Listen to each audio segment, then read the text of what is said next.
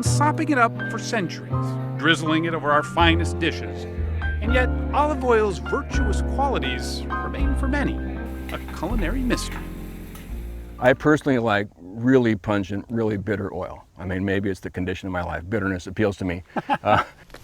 Mike Madison tends his olive grove the way it's been done for thousands of years. By hand, not under Italy's Tuscan sun, but in the sun-drenched valleys of California. The best oil from Italy or Spain or any place else is great. They're all great. But most of what winds up in the stores is not the best oil. He's among a growing chorus of California growers who worry the international olive oil market isn't as virginal as the labels might hint. Extra virgin means that the oil must have zero defects such as rancidity. Rancidity tastes kind of like crayons or a catcher's mitt. That mix of Dan Flynn is the executive director of the UC Davis Olive Center. Extra virgin doesn't only taste better, he says, it retains the olive's natural compounds. So to find out just how much extra virgin was really extra virgin, some major California olive growers financed a test. The results? We found that 70% or so of the imported oil did not meet the international standards for extra virgin. Author Tom Muller calls the industry both sublime and scandalous in his new book, Extra Virginity. We talked to him via Skype from Italy. Nobody's watching the quality, and so it's a kind of a paradise for fraud. And why do you think that is? Most people in America haven't tasted a good oil, and until the consumer gets a little bit more aware, there won't be this intense pressure on the authorities to make sure that people are playing by the rules.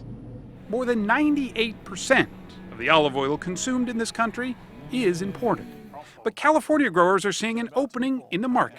We have the capacity to hold about 2 million gallons of olive oil here. 2 million gallons? 2 million gallons. Greg Kelly is CEO of the California Olive Ranch, the nation's biggest extra virgin olive oil producer. We're trying to make this available to the masses. His mission? To harvest an ancient crop in a very modern way called high-density farming, getting olives directly from the branches to the mill faster than ever before. And the advantage of that is what? It ends up that the speed with which you get that fruit into a mill, turned into olive oil, and put in a controlled environment has a lot to do with the quality of the oil you end up with. If you're not a foodie, all this may be a bit confusing. What's the big deal about extra virgin olive oil if it takes a trained tasting panel or a lab test to know for sure?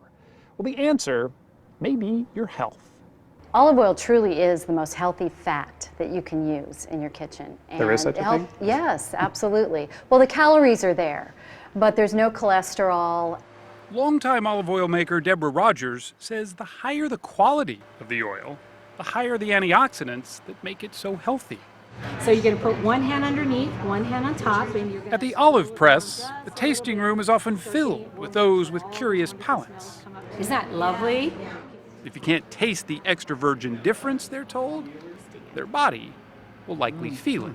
I'm gonna taste. That is the best way to taste. That's one of the most rewarding things, is to hang out in the tasting room and listen to the people at the tasting bar. Oh boy, that is good. That's really good. Yeah. You know, they have revelations right there in front of us. Thousands of years on, the olive still surprises. Simple, hardy, and growing new roots a long way from home.